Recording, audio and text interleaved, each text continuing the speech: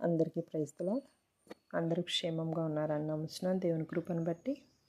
అయితే రండి ఆదికాండం 5వ అధ్యాయం చదువుకుందాము. అయితే ఈ అధ్యాయం చదువుతుండగా దేవుడు ఏ వచనంతో మీతో మాట్లాడారో శ్రద్ధ కలిగి వినండి. దేవుని వాక్యము ఎక్కడ సంధిస్తుందా అని చెప్పి ధ్యానిస్తూ వినండి. ఏ వచనం మీతో మాట్లాడిందో లేకపోతే దేవుడు మీతో మాట్లాడారో ఆ వచనాన్ని కమెంట్ రూపంలో తెలియచేయండి. రండి ఆదికాండము 5వ అధ్యాయము. ఆదాము వంశావళి గ్రంథము ఇదే. దేవుడు ఆదామును సృజించిన దినమున దేవుని పోలికగా అతన్ని చేసెను.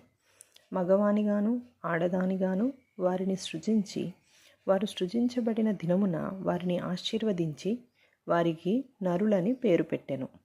ఆదాము 130 ఏండ్లు బ్రతికి తన పోలికగా తన స్వరూపమున కుమారుని కని అతనికి షేతు అను పేరు పెట్టెను. షేతును కనిన తరువాత ఆదాము బ్రతికిన దినములు 800 ఏండ్లు. అతడు కుమారులను కుమార్తెలను కనెను. ఆదాము బ్రతికిన దినములన్నీ 930 ఏండ్లు. అప్పుడతడు మృతి పొందెను. షేతు 105 ఏండ్లు బ్రతికి ఏనోషును కనెను. ఏనోషును కనిన తరువాత షేతు 7 బ్రతికి కుమారులను కుమార్తెలను కనెను.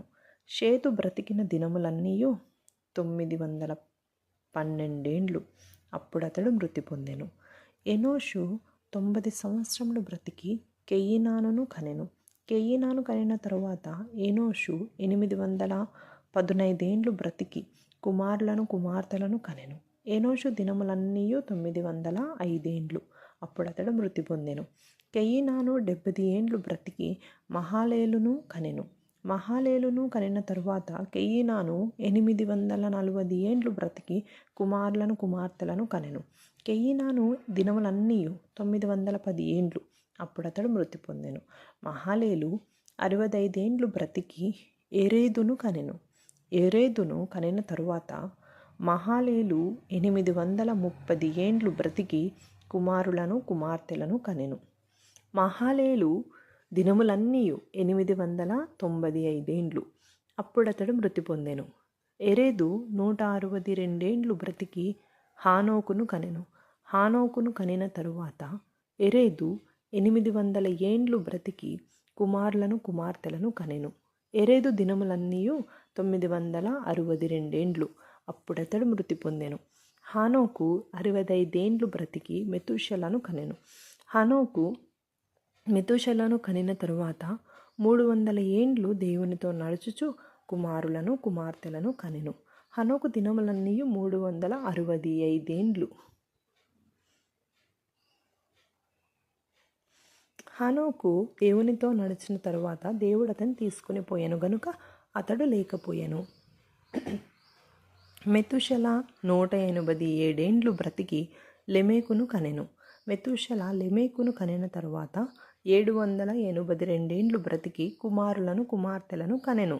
మెతూషెల దినములన్నీ 969 ఏండ్లు. అప్పుడతడు మృతి పొందెను.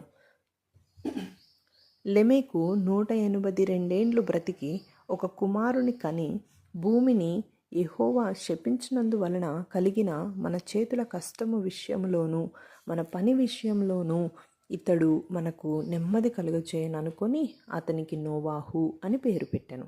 లెమెకు నోవాహును కనిన తరువాత 195 ఏండ్లు బ్రతికి కుమారులను కుమార్తెలను కనెను. లెమెకు దినములన్నీ 777 ఏండ్లు. అప్పుడతడు మృతి పొందెను. నోవాహు 500 ఏండ్లు గలవాడై షేమును హామును యాపేతును కనెను. అందరికీ ప్రైజ్ ది లార్డ్. ఏ వచనం ద్వారా దేవుడు మిమ్మల్ని సంధించాడో అది కమెంట్లో తెలియజేయండి. దేవుడు మీకు అందరికీ తోడై ఉండును గాక. ఆమేన్.